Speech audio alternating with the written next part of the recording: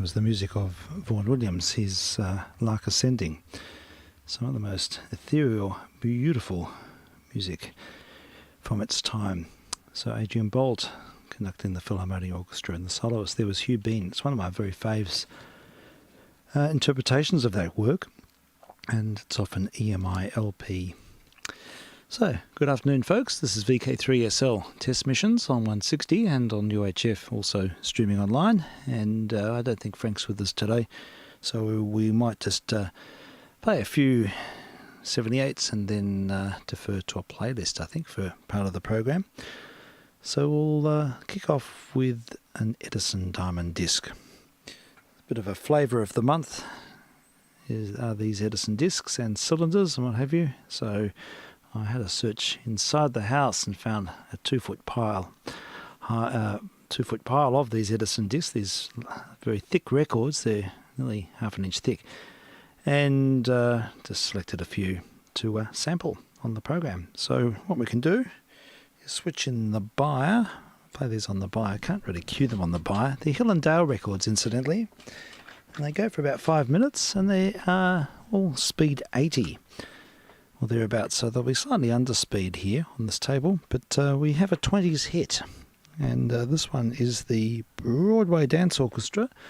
Don't have any other information about who they actually were, but it says here Charles Hart is the vocalist, and it's a track called Tell Her in the Springtime. I reckon this record would have to date from about 1923, judging by the style. Okay, I think we're initiated. Let's have a listen. VK3SL.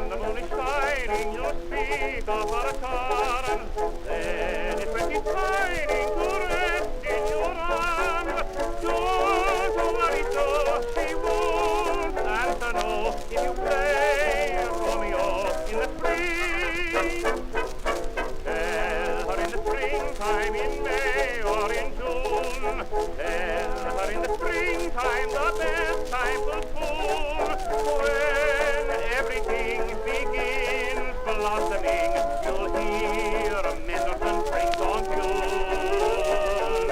When the moon is shining, you'll speak of her charms. Then it's when she's smiling to rest in your arms. Don't worry so, she won't answer no if you play Romeo in the spring.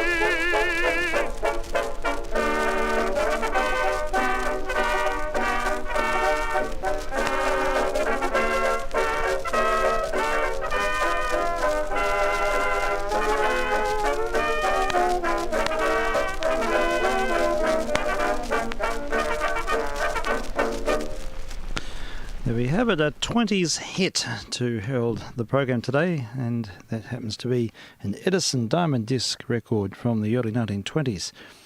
And I think we'll sample a couple more from this batch here.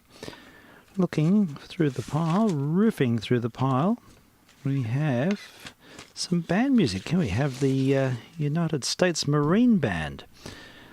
I always enjoy some brass band music, and military bands are always a fave. Actually, we had a chat this morning with Gus on the coffee break about he went to an Australian Navy band concert last week. Would have been very good. Okay, well, in this instance, we have the United States Marine Band recorded about probably close to 100 years ago.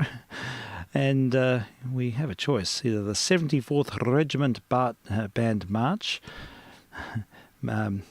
Manned March, or Joyce's 71st New York Regiment March. Well, we'll go with the second, maybe first, and then maybe flip the disc.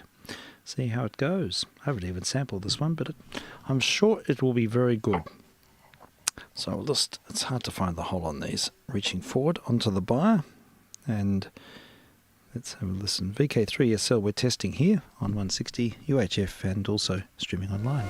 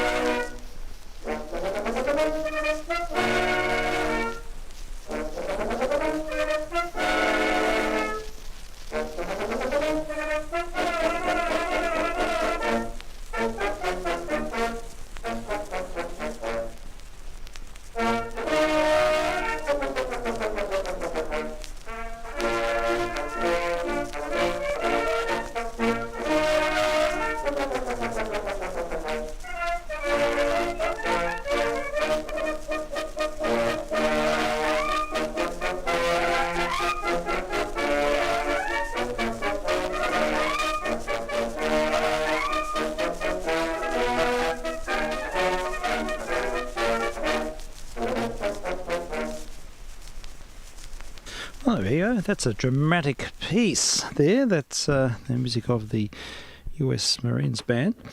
And what can I tell you? United States Marine Band, it says. Yeah, and Joyce's 71st New York Regiment March on an Edison Diamond disc.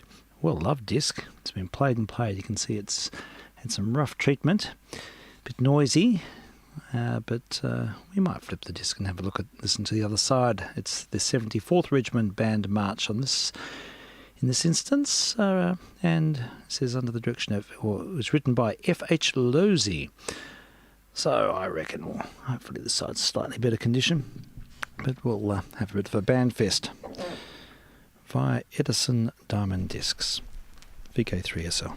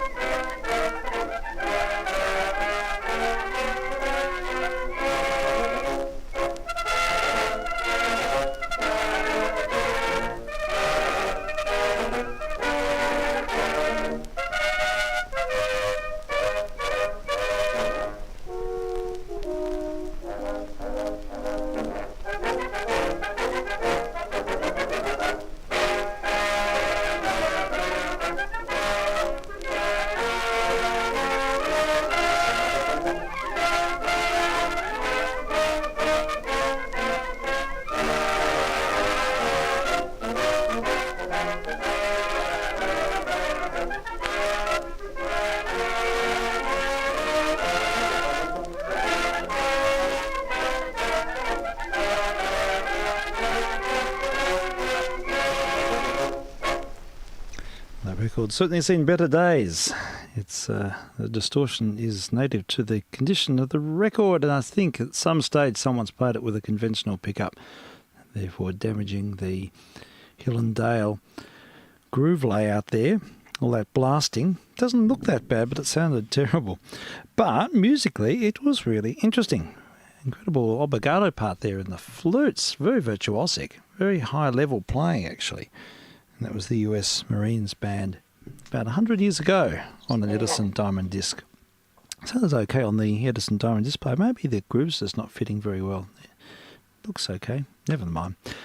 Well, we'd better ameliorate things. While we're in the band topic, I reached into the batch and found an associated record program service wide range transcription record, characteristically known as a Vitatonic. And in this instance, we've got the Edward Franco Goldman Band, so we'll keep the Strike Up the Band theme going and play another one.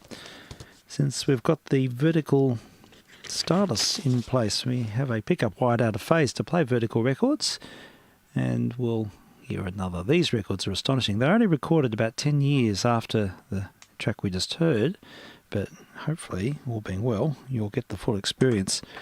These records were in hi-fi. They use the very best of Western Electric sound reproduction recording equipment, and they just come up really well. So, Edwin Franco Goldman Band, 2 tracks. One's called Grand March, called University Grand March, and the third one's called The Third Alarm, both tracks by Mr. Goldman himself. So, don't have the luxury of easy queuing on this, so we'll just do the proverbial needle drop, and hopefully everything will follow suit. vk3sl.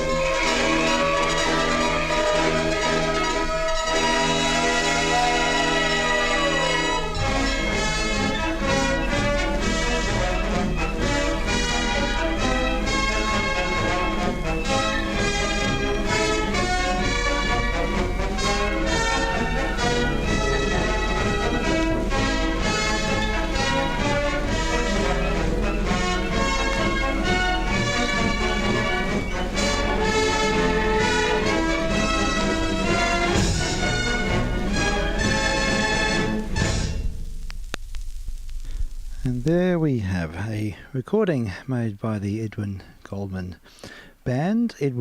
Goldman Band in the early 1930s. And I relish in these records because they're hi-fi. They just sound incredible in the big speaks here.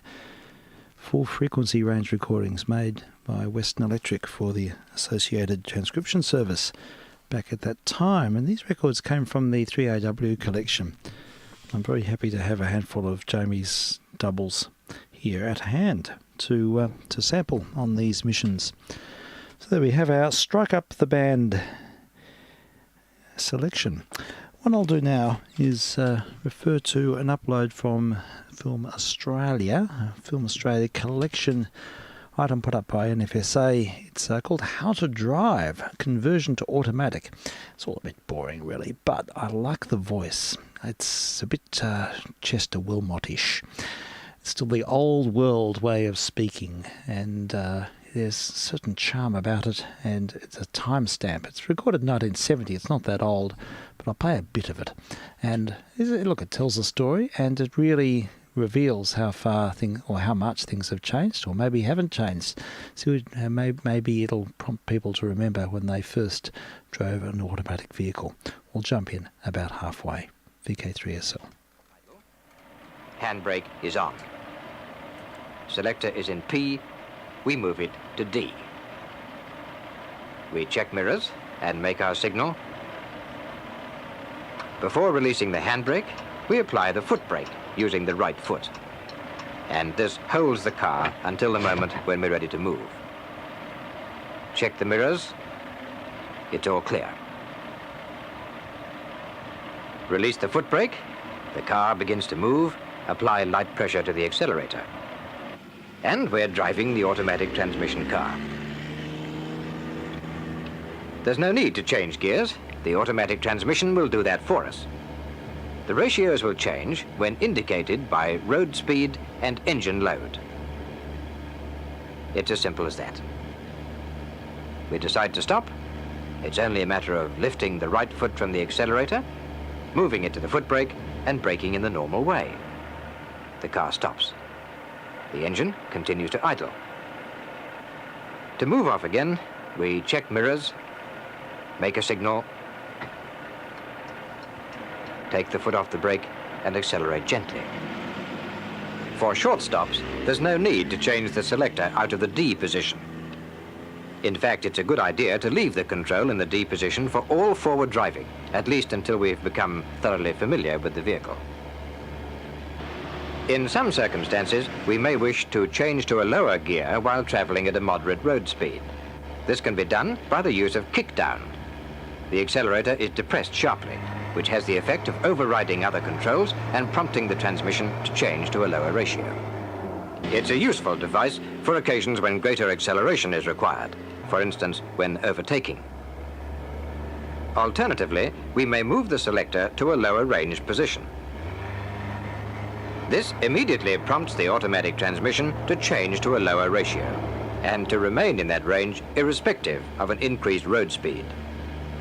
Because the transmission remains in the low ratio, we have a useful device for using the braking power of the engine for steep descents or approaching hazards in the correct gear according to the system of car control.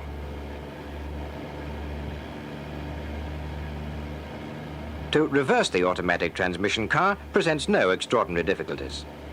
We stop the car, foot off the accelerator, ease on the brakes. The selector is in the D position. Engine is idling. The car is being held stationary by the foot brake. Instead of forward drive, we want reverse. The car, of course, must be absolutely stationary before we set the selector to R. The road behind is clear. We release the foot brake and apply gentle acceleration. To stop, foot off the accelerator, and apply the foot brake. Let's go over the controls in detail, and we'll do that with the handbrake on and the engine off. We have two pedals, accelerator and brake. The right foot is always used for accelerator and for applying the foot brake. Once the car has actually stopped, an experienced driver may at times use the left foot on the brake pedal, particularly when maneuvering in a confined space. Here's the selector, the device which finally proves who is really driving this automatic car. P is for park. It locks the transmission so the car cannot move. We always make sure the selector is at P when starting the engine. R for reverse. No problems there, so long as we remember that the car must be absolutely stationary before we select the R position. N is neutral. We use it when the car is stationary for longish periods with the engine running. D for drive. This is the position which the driver selects to instruct the automatic transmission to think for itself. In D, the transmission will change its ratios according to road speed and engine load. L position engages the low ratio. The automatic transmission will not move to high ratio, irrespective of road speed and engine load. We engage L to use the braking power of the engine on long, steep descents. L is useful also if we're climbing a long, steep hill with many sharp bends. And we can use L to approach a traffic hazard in the correct gear, according to the system of car control.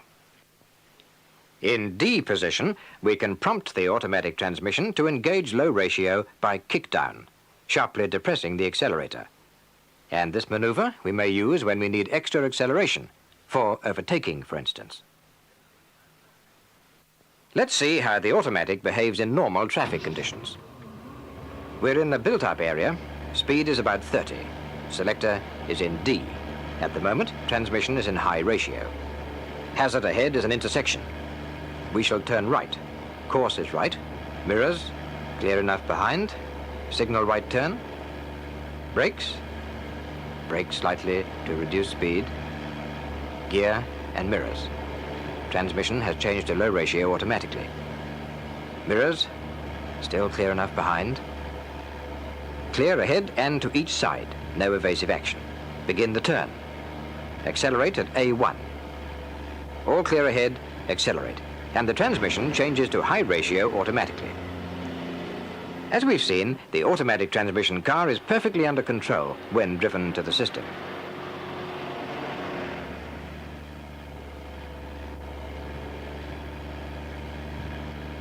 Let's try a hill start. Check the mirrors, all clear behind. We simply pull in to the side and apply the foot brake to stop.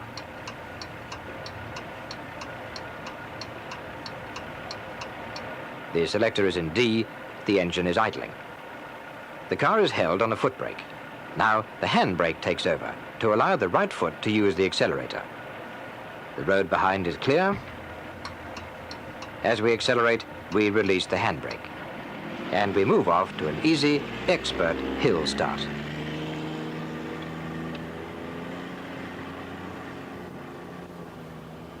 The age of the automatic transmission is with us. Sooner or later, most motorists will be driving automatic cars. There are differences from the techniques involved in driving a car with manual gear change, but then there have always been changes in driving technique as car makes and models have changed and evolved.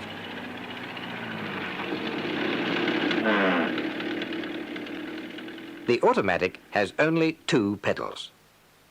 The selector control is at first unfamiliar, but a study of the manufacturer's handbook, meticulous application of all the good driving habits we've learned, and a sensible familiarization of the new techniques, with these principles, the good driver will have no problem converting to automatic.